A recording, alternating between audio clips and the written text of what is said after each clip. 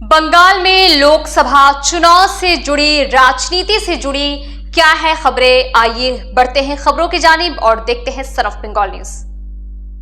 आपकी खिदमत में हाजिर होने का मकसद यही है कि आइंदा 13 तारीख को तीसरे फेज़ का इलेक्शन होने जा रहा है और तीसरे फेज़ में हम लोगों की गुजारिश यही है कि जो लोग भी वोट डालने जाएंगे उनको इस बात का ध्यान रखना है कि ये वोट आखिरी वोट साबित हो रहा है।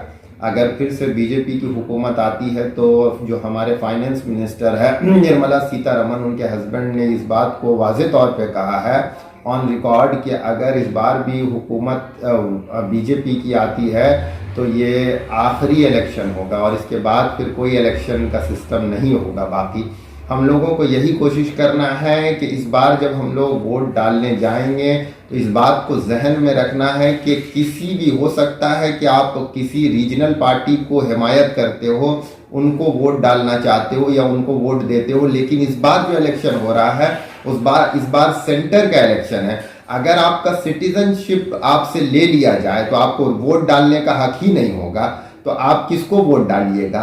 तो लिहाजा मेरी ये आप तमाम से मुअद्दबाना गुजारिश है, रिक्वेस्ट है कि आप जब वोट डालने जाए इस बार का इलेक्शन, तो इस बार का इलेक्शन आप अपने चॉइस को मत देखिए, आप मुल्क के चॉइस को देखिए। मुल्क को बचाना है, दस्तूर को बचाना है, कॉन्स्टिट्यूशन को बचाना है, बाबा साहब के संविधान को बचाना है और आपको डिटेंशन सेंटर से बचना है। आप ये मत समझिए कि एनआरसी नहीं होगा। अमित शाह साहब ने बार बार कहा एनआरसी हो के रहेगा। जब एनआरसी होगा तो आपको डिटेंशन सेंटर में डाला जाएगा और आपसे मुराद है कि हर फर्द जिसके लिए वो कहे है और जिसके लिए उन्होंने लॉ बनाया है सीए और एनआरसी का, उसको डिटेंशन सेंटर में जाना होगा। आपकी शहरियत खत्म कर दी जाएगी, आपको दूसरे ग्रेड का शहरी बना दिया जाएगा। आपके पास वो हक नहीं होगा जो कॉन्स्टिट्यूशन में बाबा साहब ने दिया है, राइट टू इक्वलिटी। किसी भी पर्सन को, no person can be deprived of his life and personal liberty, ये हक दिया गया है सिटीजन्स को। जब आप सिटीजन्स ही नहीं रहेंगे, जब आपको राइट वोट डालने का हक ही नहीं होगा हासिल, तो आप किस तरीके से वोट डालिएगा।